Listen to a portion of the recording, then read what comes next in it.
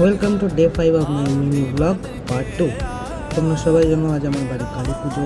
সকালের দিন সবাই তোমরা দেখেছো, তখন ন্যাডিনিতে দেখে নাও কত সুন্দর লাগছে লাইটের পরে, খুবই সুন্দর লাগছে মাকে এবং মায়ের মুখটাকে। তারপর ঢাকি চলে এলো, বেশ খানিকক্ষণ ঢাক বাজিয়ে নিল, খুবই সুন্দর লাগছিল ঢাকের আওয়াজটা। তারপর ঘরে গিয়ে দেখি ভোগের রান্না প্রায় কমপ্লিট, সব কিছু গুছানো হয়ে গেছে দিদাদের, খুব সুন্দর লাগছে সব কিছু। ইতিমধ্যে ব্রাহ্মণ চলে এসছে এবং সমস্ত কিছু গুছিয়ে নিয়েছে। তারপর আমরা সবাই কুয়োর পাড়ে চলে এলাম জল ভরার জন্য। তারপর দেখি উনি পুজো শুরু করে দিয়েছেন, খুবই সুন্দরভাবে পুজো করেছেন মা গঙ্গাকে। পুজো করার পর বাবা ঘটে জল ভরে নিল, মাথায় করে ছিলেন মায়ের দিকে। দেখছি মা খুব সুন্দরভাবে নৈবেদ্যটা সাজিয়ে নিয়েছিল মায়ের সামনে নিয়ে যাওয়ার জন্য।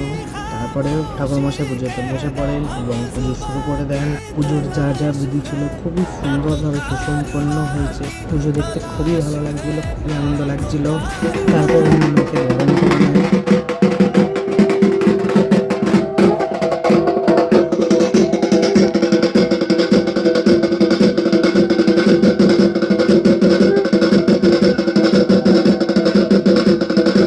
ঘটও স্থাপন করে নেন খুবই সুন্দরভাবে। সম্পূর্ণ হওয়ার পর উনি যজ্ঞকুণ্ডটাকে সুন্দরভাবে সাজিয়ে নেন।